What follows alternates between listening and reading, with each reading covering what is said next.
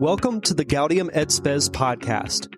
Every other week, we bring you Catholic teachings and stories of faith from people throughout the Diocese of Pensacola-Tallahassee. This is the Gaudium et Spes podcast. Hello, and welcome to another episode of the Gaudium et Spes podcast. Just a quick reminder to watch the last podcast where Bishop Walk discusses the Eucharistic revival and all the upcoming events surrounding that. So please tune in. Today is a very special day. We have the privilege of having two of our diocesan priests with us today, and they're actually veterans, and we are honoring them by having them on the podcast here today to talk about their time in service, because as you know, tomorrow is Veterans Day.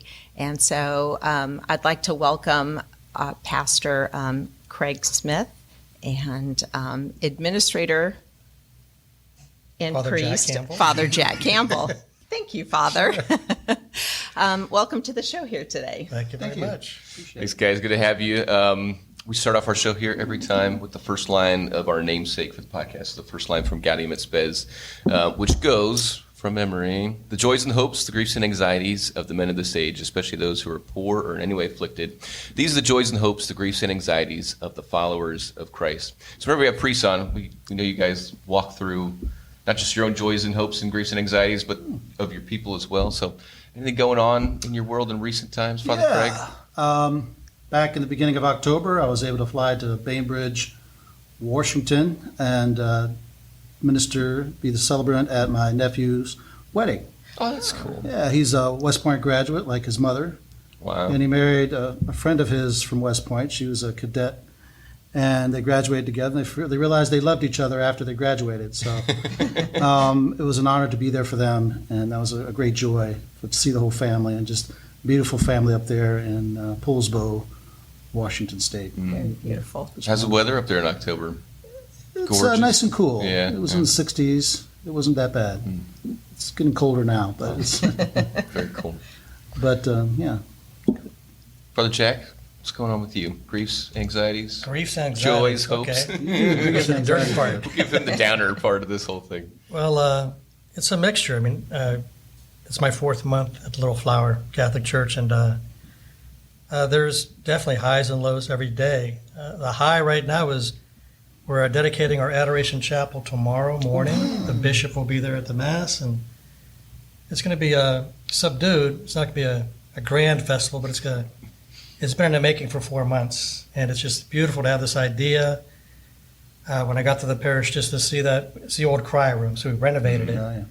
And my first master, I said, "No more cry babies." And everybody was like, "Uh-oh, what's happening now? What's going on?" But it's finally happening tomorrow. We had a beautiful tabernacle built, and parishioners helped out. So it's beautiful to see this coming to fruition now. Lows, I mean, I imagine as any parish priest or pastor would expect, it's sort of like running a business at times. And that's what I'm getting used to, is those lows of realizing there's that business aspect of it, and which I was familiar with when I was in the business world, but in the restaurant business. But now getting a retaste of it, I'm just trying to get used to it. Gotcha. Appreciate that. That's Yeah. cool. Is it Eucharistic adoration is going to be some hours a day, perpetual? Well, Working we that were going to go out, 3 days a week, and that's Okay. just not going to work because it's a beautiful room and we want to open it up. I know St. Paul's has perpetual adoration. I was aiming for that, but right now we're going to go for 12 hours a day, 6 till 6 in the evening, and it'll be 7 days a week. So we're going to start off there, and hopefully, I mean, if things go down the road properly, we'll perpetual. But right now, we're starting off kind of slow. Awesome. Yeah. Nice. Stop by. Beautiful. Yes. Absolutely. Yeah, I love it. Suzanne. Yeah, coming off a great event last week with the St. John's School Gala.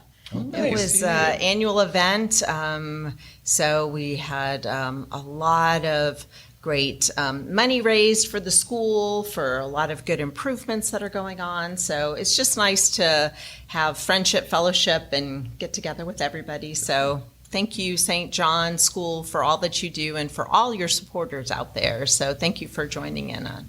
Did you buy anything? Did you get the hot hand? Of course. Yeah. Yes. So it's so funny because I've been telling my husband, I'm going to start playing tennis.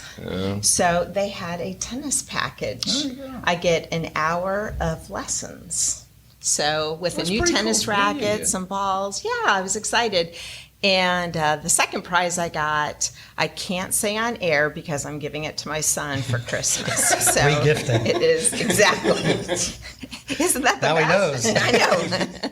I did tell him that I bought something for him, so we'll keep it a surprise and I'll reveal it later. That's So, very cool. yeah. I've been hearing pickleball is like overtaking the standard tennis world. Yes. My neighbor's parents are like avid tennis players, and they've kind of drifted. And my wife's uncle and aunt are just like all in on the pickleball. So I don't know. Maybe you'll do Maybe 6 so. months and then head over to the pickleball world. Maybe so. Yeah. Well, cool. Yeah. In my world, we got our butts kicked by the flu. That's basically our low for the last 2 weeks. Is just my oldest two, just down and out for the count. Has many children, we've heard in the area, but they're just about over it. But man, just the endless ups and the downs of the sicknesses, and it's just what you sign up for. So I'm not complaining, except I'm complaining, but that's fine. We celebrated my daughter's 4th birthday, Maria, this past weekend.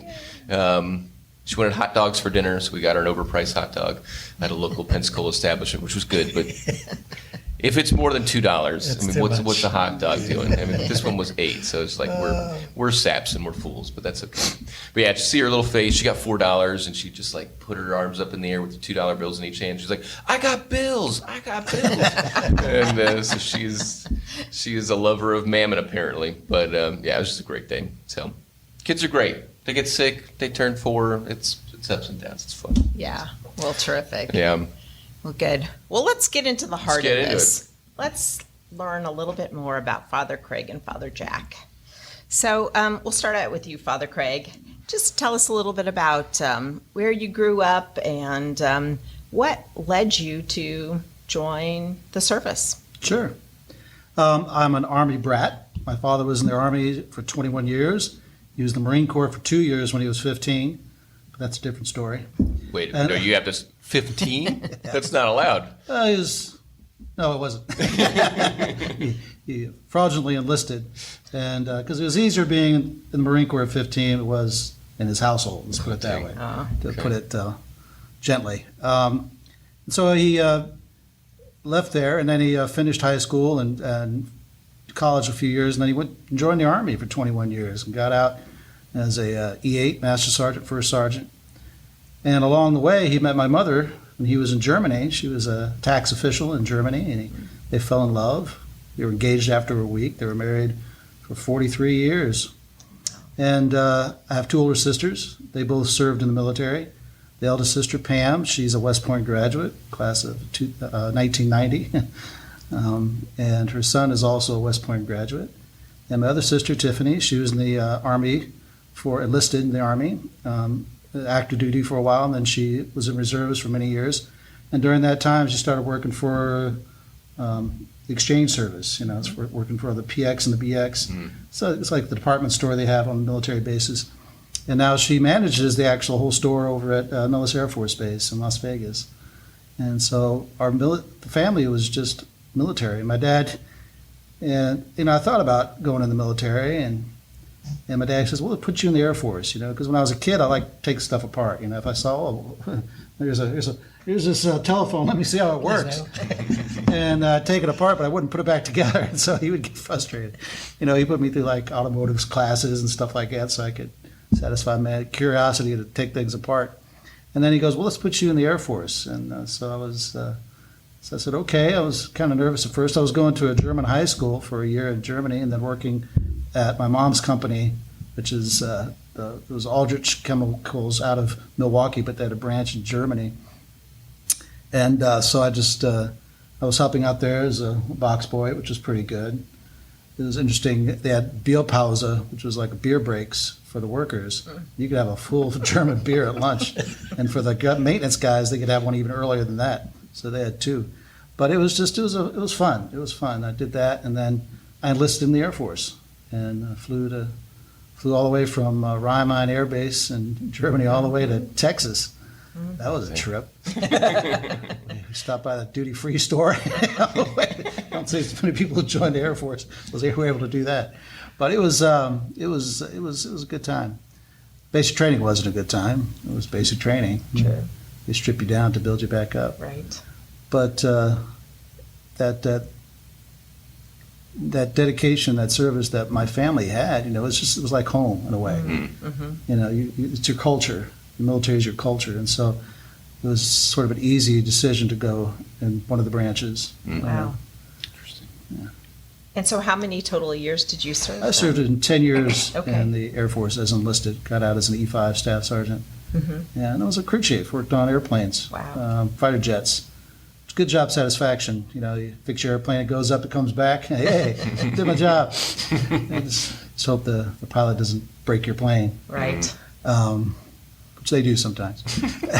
They like having fun up there, which is good. You want to give them a great platform to do what they have to do. And you're outside and you're in the sun. It's hard work. I mean, you're scraping your knuckles, getting bloody, and sweating a lot. Or when it's cold. When I was stationed in Idaho for a few years, and that was some chilly weather. But you know what you're doing. There's no question about what the mission is. It's to fix that aircraft and make it right. Absolutely. It's so cool for Pensacola, where we have so many pilots. Pilots, if you're listening, your counterpart Call them who the aviators. the aviators, excuse me. That's right. But I still don't get these distinctions. Navy aviators. A pilot in the Navy is someone who guides the ship into port. That's right. That's what's been explained to me. The people who fly the plane, Father Yeah. Craig, at your service, keeping your plane in the air. That's awesome. That's really cool. Father Jack, similar big military family, always kind of meant to end up there, or different pathway? No. If my father was alive, he'd be 104 right now. Oh, wow. So I grew up in a different era. I was the youngest of all my uncles, my father. They were in World War II. And, my father went through the Depression era. So when I was growing up, I was playing with literally, World War II helmets and belts and buttstocks of rifles. So it was the stories I heard growing up about the military, more or less, they weren't dramatic and horrible stories. A lot of the guys of that generation never spoke about their war memories or experiences. My father always spoke. The only stories he told me was about the food, the coffee. He was on a ship, a destroyer, in the Atlantic, and he did his, I believe, 6 years in the Navy, and he loved every bit of it. And even though it was tough, he just loved that discipline. He loved that life. So I had a good impression of the military. My oldest brother, Michael, he joined the Air Force. He was an officer in the Air Force for over 20 years. And so I looked up to him. But my whole desire to go into the military was it was based in that point in life where you get to where you're not sure what you want to do. Right. I had just lost my mother, a senior in high school. She suffered from leukemia, and she died of it my senior year. So there was that transition time of not knowing. My father worked at the university. He was a policeman, detective. When he retired, he got a job at the university as a policeman. So I had a full ride, a whole scholarship. And but I could not go through. I tried college, and my mind was so distracted. We just lost the hub of our family. And my brothers and myself, and I have 5 older brothers. For me, it was just this point of, what are you going to do? And so for me, the Air Force was a means of escape. And I look back at it now, and I realize, the Lord was there. He was preparing that way. Although, I didn't make a career out of it. I spent, around 3 years in the military. And it's hard to sit next to somebody who's been 27 years, right? Yes. Or even 10. And, especially the parishioners I speak with are all military around here. And the thing is, I know that doesn't matter amongst the military. It doesn't matter, Chez, we spoke about it the other day. It really doesn't matter how long you've been in. At least that's my excuse. It's just for all those, veterans that have just served 3-4 years, whatever it may be, it's that when you signed on that line, you took that oath, you made that commitment, and there was the intent to do what your country has asked you to do. And that's why I think Veterans Day is so important. 27 years, 3 years. It's a desire to serve something for the better and for the good, and Absolutely. so it's all working out so far. Yeah. It is a cool thing about Veterans Day. I remember when I was reading in high school a history book, the statistic that I think in World War II, only 5% of men and women who ever served discharged a weapon in anger. So, and like something about, if there's a division of 20,000 men in the field, only 300 are really, at the front in the combat situations. There's this huge support apparatus that it takes to support these just few at the front and stuff like that. But without those folks, for their length of service or whatever the role is, like, it doesn't work, and the whole apparatus kind of breaks down. So it's important. It's not just veterans of wars or combat. It's, did you serve? Did you put yourself out there for any period of time to support the mission? So yeah, there's a good disparity here between the officer, the enlisted 10-year, the 3-year, and just kind of shows the full spectrum. Yeah, absolutely. I know. I had a very, very similar experience to, my dad was in, and so it was just something that I knew from a very young age that I wanted to do as well. I loved the pride that my dad showed when he put on his uniform every day, and it was just something that was just so inspiring to me. I wanted to be just like him, and so gratefully I got to do that. So, well, you guys have ended up not in the military, obviously in the priesthood. So maybe, I don't know if you could take us through maybe where your faith life was at that time, or if it suffered at all, if it was a place of conversion for you, if it was a place where you just kind of were like, I was Catholic, and what was because it's a different life, obviously, than most people going to church every Sunday and that kind of thing. Well, my father, he was always very dedicated to his faith.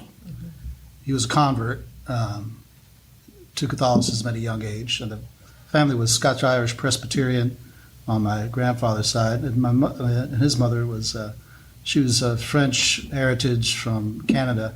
They were Huguenots, and they became Catholic, and so eventually they became Catholic, and so he always saw his faith as most important, and that's what attracted him to my mother. They knew us, a common individual that worked as a chaplain assistant for one of the military chapels, and they introduced each other, and my dad talked to her about the faith. And even though she was German, she spoke English very well, and that was it. I just felt that was who he was supposed to be with. And so I think that the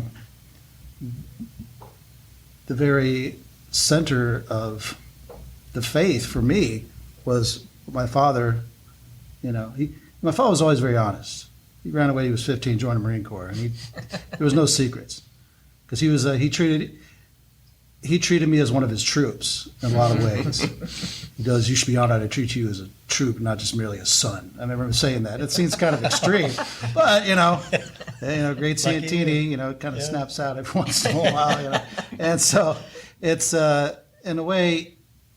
So he was always very honest, and this is the facts. This is the truth. Never sugarcoated anything. And it was always very forward, and so I never had any doubts about frail humanity and what people go through, and so in my own life, certainly after I got in the military, I was a regular airman.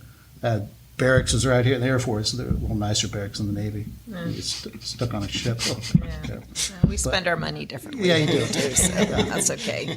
We build the runway, you build the golf courses. That's fine. We built the golf course first. Yes, People, exactly. take it easy here. Sorry, We're on the same team. Yeah.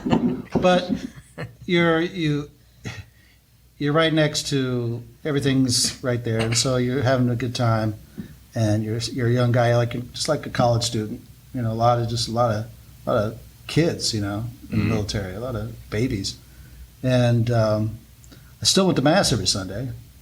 The priest would look at me like, "You had a rough night, body of Christ," and it's and so I had a good time, but I also had some pretty serious conversion experiences as well that said, "Hey, something I think God's calling me too. I had gotten in trouble. I'll tell the story. I had gotten in trouble when I was stationed in Idaho, and played a practical joke I thought was funny, but wasn't. And I had orders to go to England at the time, and didn't know what was going to happen. And so I didn't know what to say or what was going on. I was panicking. I was losing my faith and was worried. And my sister was at West Point at the time, so I called her on one of those credit card phones in the barracks. And the phone line was busy. No one would answer. And I said, God, I want to speak to my sister right blankety blank now. And I hung up the phone, and the phone rang. And I picked it up, and it was my sister. Whoa. And I'm like, oh, okay. And so she started telling me about that everything's going to be okay. Don't worry. Don't panic. Everything's going to be all right. And she started telling me about Medjugorje. And I got a sense of peace. We prayed the Our Father together with the phone. And I said, okay. And I felt peaceful. And I had told my dad's mom that I was coming to see her on my way to England, and I didn't know how to tell her things might go south. And so as I was walking down the barracks hall, there's an on-base phone.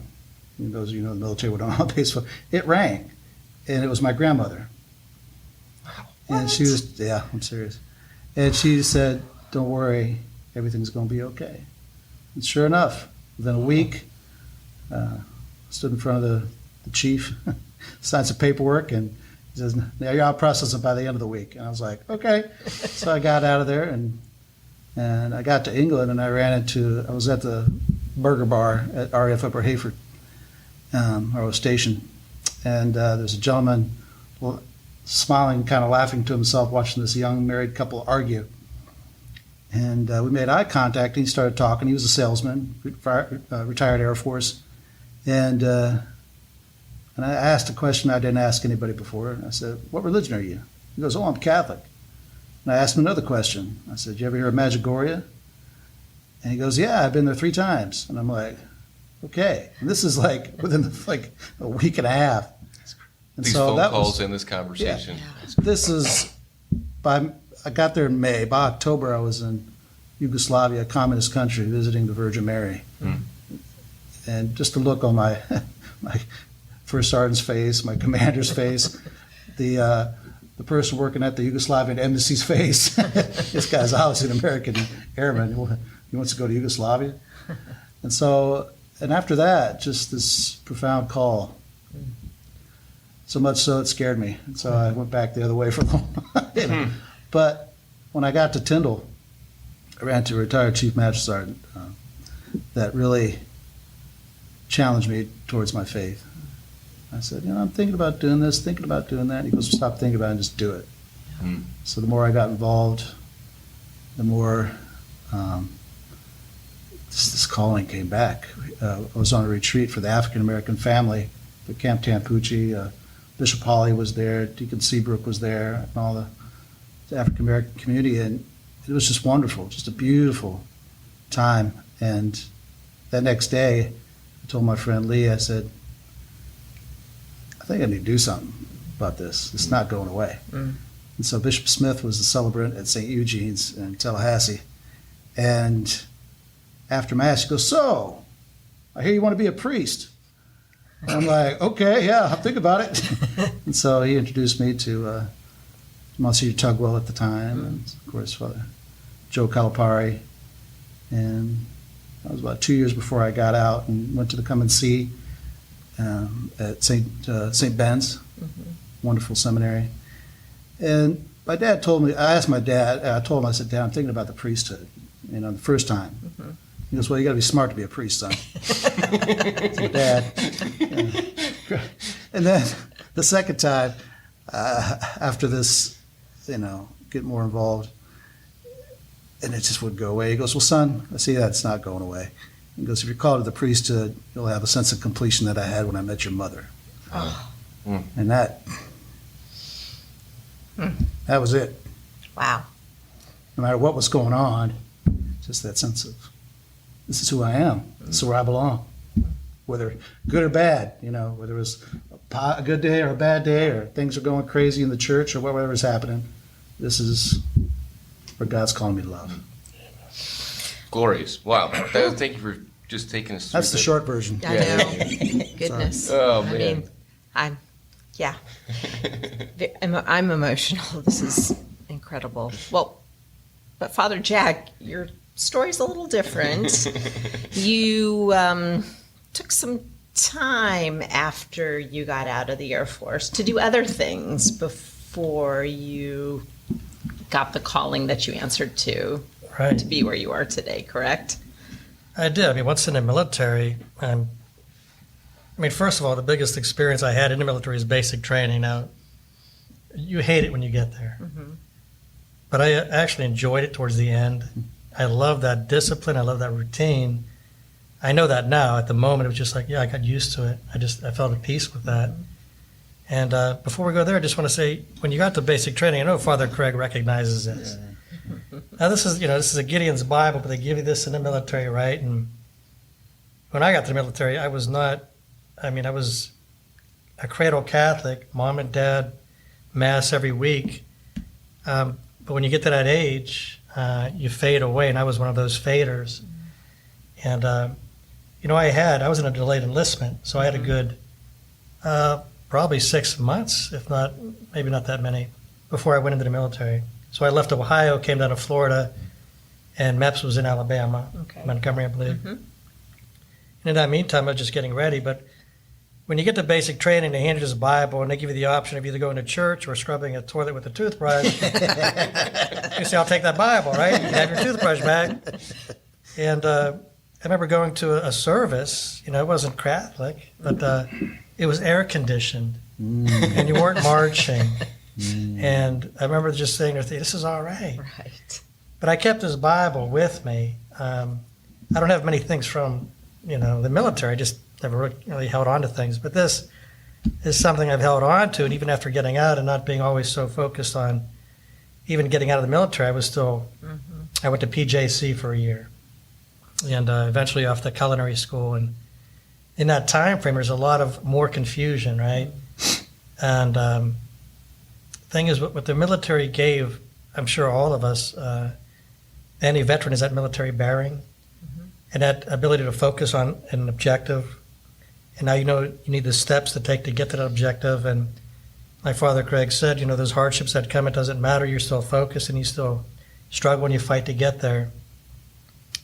And I noticed I was coming back after the military, after just being in the world now.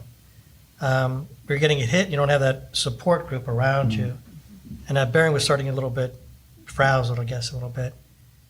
And so I would use this Bible, and it's beautiful because in the beginning of it, at a certain areas, in times where you're afraid, in times you have anxiety, where do you find help? And it's all listed here. And I remember just still being Catholic, going to Mass on occasion, to be honest, and not devoted as I should have been. But I knew the Lord was calling me, and this was a super... an aid, more than an aid. It was just, when I read this, the scripture, the Word of God, you feel it, you know it, just like you knew the calling. But one day, I did laundry, and I left my Bible in my pocket. And I had this Bible for it. This was my gift. I outlined everything in there and underlined and prayed with it. And I look in the washer, and I just see this big clump of paper. And I remember just looking down and thinking, what did I do? My Bible. And I pulled it all out and I put it in a bowl.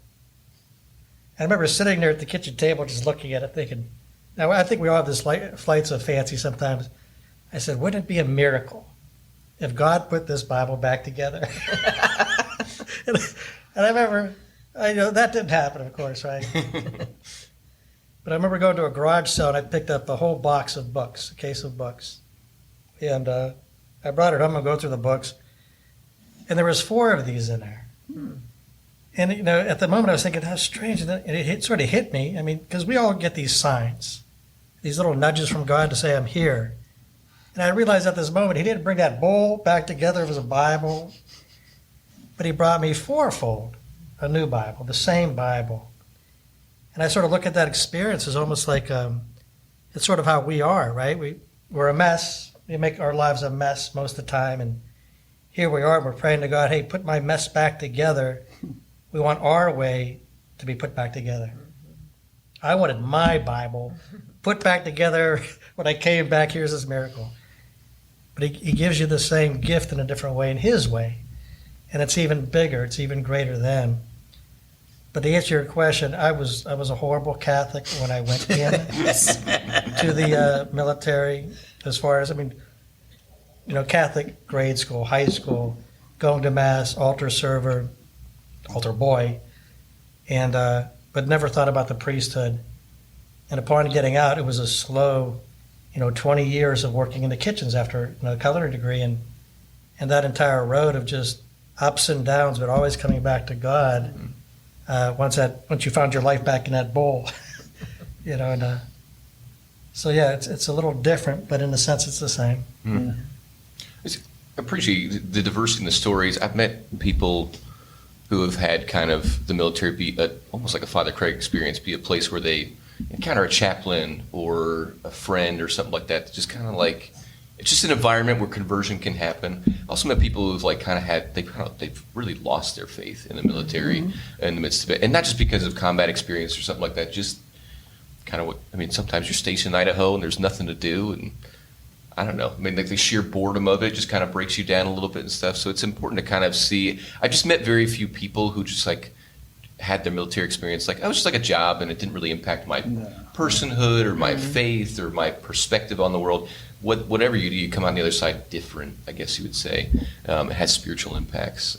So that's evidence in your lives for sure. And I don't know if that's been the case, not just for you guys, but other folks you've met, people you've ministered to over the years and stuff, where you've seen the military kind of be that turning point in their spiritual journey and their faith life. So yeah, I don't know. In ministering to folks who have been through these experiences as priests now. Certainly, the hardship of being in the military, especially enlisted, you're kind of an indentured servant, You sign up for a certain period of time and you do your duty. And so, and some people, it's similar to sort of youth ministry in college, young adult ministry, that they miss home. A lot of them miss home. They've never been away from home. They never used a toothbrush before, but they learn how to do everything all over again. So everything's new. Everything's been separated. And so you minister to these young people who are in the middle of a transition, and certainly you try to make sure that you ensure their confidence that they're still loved, that they have a home. It's the church. They're not abandoned, They're lonely and they miss their friends or things the way things used to be. But certainly you try to find a place to give them a sense of, hey, welcome, You see the young, they look kind of scared sometimes, and they're worried about their future. What, especially in the training environment, they come in and they're like, I hope I make it through this. I hope I can do this. And oh yeah, God, do your best and you'll be where you need to be. And so just to give them a sense of home and comfort. And it's certainly a little different between officers and enlisted. You have couples falling in love and getting married at a young age, are like, hey, be wise, just be ready for the challenges about to come your way, because it's not going to be easy. And so, get ready to suffer a little bit, because to love is to suffer, especially when you have to be away from each other any period of time, But to give them a sense that they have a home in the church, and that's their home away from home. Yeah. Yeah. Wow. We have so many families here, not just folks who are active duty, but people who retired and stuff like that. That time away, that unique experience. So you have the people you minister to who are in the military. I don't know if you've had a perspective experience for the many folks who are at home supporting that person away. How you deal with that? How do you? Because it's among the most stressful spousal, familial situations there is. Well, sometimes these young people are having the time of their life, Yeah. So you can't, and if they're single, but if they're married, certainly you introduce them to certain ministries in the parish that allow them to have some peace. Well, Yeah, I served a lot of, after culinary school, I got a civil service job as a chef overseas. So I really worked for the bases for the military more on the outside than Interesting. active duty. And I was able to go to Italy and Germany to live and to work. And what I saw over there more than anything was and even here too, when you talk to young couples especially, is that sense of isolation. Mm-hmm. And, a lot of people think, you're, okay, I'm stationed over in Italy, and they think, wow, how beautiful, how lucky, how blessed to be over there. But to really watch it and observe it, I'm sure Father Craig did too. A lot of these families, they go over to a new country, Italy, wherever, and now they find themselves in a neighborhood, and all their neighbors are all speaking a different language, and there's no Walmart, and there's no, their whole life is just upside down, and there's nobody there to confide in, and they really do find themselves isolated. Mm-hmm. And even back in the States, there is that. I mean, being in the military, I highly recommend it. I think it could be a blessing for many if they're geared for that. But it can be hard on the family, and it's something to be attentive to. Before you join, but while you're in, not to allow anything to get between you and your marriage. Mm. And if you're single, to realize, I'm amazed more than anything, especially at St. Paul's, and I was there for 4 years with Father Craig, how many young folks, military folks, are coming to church. I was amazed at that. I would look at these guys and say, when I was your age, I wouldn't say this to them. I wouldn't have been so faithful. I wasn't as faithful. And it's beautiful to see the young folks coming to Mass, and they're in the fight. Not only they're serving their country, but they also want to be 100% devoted to God. And that's not an easy combination to make, because the military really is, at least when I was in it, wasn't really geared for Christianity. Mm-hmm. It was a subpart, right? It was something you did on the side, because you had to be sort of neutral. And so when you're in that atmosphere, it's really something you have to combat, of sort of living two lives. And how do you mesh those two? And I think a lot of conflict with a lot of military folks is trying to make that work, especially within a family. How do you not deny your faith? Especially when the pandemic was around and the vaccines, that was a big dilemma for a lot of people. Because they didn't want to take the vaccine. And how do you counsel them? Should you or shouldn't you? But that caused a lot of distress. And the thing is, they are trying to live that life in a mix, and it is not easy. It causes a lot of stress. I think especially for, because I was a young single guy, you guys get in a rut. You do you're working overseas, like I was at a high tempo air base, 12-hour shifts, a lot. Mm. You're not out on exercise. There's no kind of nothing going on, but you're working a lot, and it's hard work. And so you get in a rut. You work on your airplane, come back, take a shower, go to the club, or get shower, go to the club, hang out at the club, drink beers with the guys, and then go watch TV, But there's so much else going on that I think married couples sort of avail themselves to, because, just the social aspect of being married, with looking for friends and creating bonds of unity, that I think a lot of the single enlisted people don't have all the time. Mm-hmm. I remember a guy sitting in the TV room, he goes, "I hate England. England stinks." And I go, "Why?" I go, "You ever been to local town?" He goes, "No, it stinks." I go, "You ever been to London?" "No, it stinks." I said, "You know what? I think you stink." And so your misery is what you make it. Right. There's a lot of opportunities to do a lot of wonderful things that if you have 5% initiative, they're going to open doors for you. Mm. And so, not to get caught in that rut of just doing your basic job. Right. Yeah. Yeah. It's been Susanne, you've talked endlessly. You've had like the best. I've just heard you wax lyrical about your experience in the military and stuff, but it seems like a unique job in the fact it's like you can go two different directions. It could be the best, coolest, most eye-opening, I saw the world type of thing, or it could be like, man, I was bored and I hung out with people I didn't want to hang out with, and I couldn't do anything, and everyone was always yelling at me, and it's just like, man, that is like. Right. Yeah. It's all about your attitude. Yeah. That's what it comes down to, at least for me. Like Father Craig was saying, I remember when I was stationed on Diego Garcia, and even in Japan, too, I had guys that were like, I'm sleeping 12 hours a day so that my tour is cut in half, you know. I mean, because that's all they really wanted was just for it to be over, because they thought that there was something better coming up, and instead of just living in the moment and enjoying what's around you and where you're at and what you're doing, and recognizing that it is a privilege. It's not something that everybody is qualified to do, or even if they are interested, that they can even, you know, pass through the basic qualifications. So, yeah, I mean, it's an honor to serve. And yeah, we've got a lot of other priests within our diocese that, you know, served prior to becoming priests, and others, you know, are serving currently as priests. And I found this just a little write-up here, and I just, you know, kind of wanted to talk about this at the very end. It says, Pope Francis reminds us that the role of military chaplains is to accompany and support those engaged in and affected by armed strife on their journey to be a comforting and brotherly presence to them all. They can pour upon these people's wounds the balm of the Word of God, which alleviates suffering and instills hope, and they can offer them the grace of the Eucharist and of reconciliation so as to nourish and regenerate the afflicted soul. So I just want to say thank you to all the priests throughout my career that have done this for me.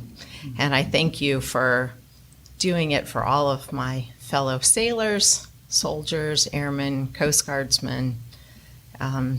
Thank you. You've just done an incredible job, and I salute you on this Veterans Day. Gentlemen, thank you so much for being here. It really was a privilege to have you here with us, and thank you for sharing your stories. And you inspire us every day, and I know you'll continue to do that throughout your parishes and throughout our diocese. So thank you. Thank you. Thank you for asking us to be here. Well, guys, we'll be back in 2 weeks with another episode with Bishop Bill. So we'll see you then. Have a great, are we in Thanksgiving the next 2 weeks here? Just about, I think, or something like that. Have a lovely holiday, and we'll see you in the back end.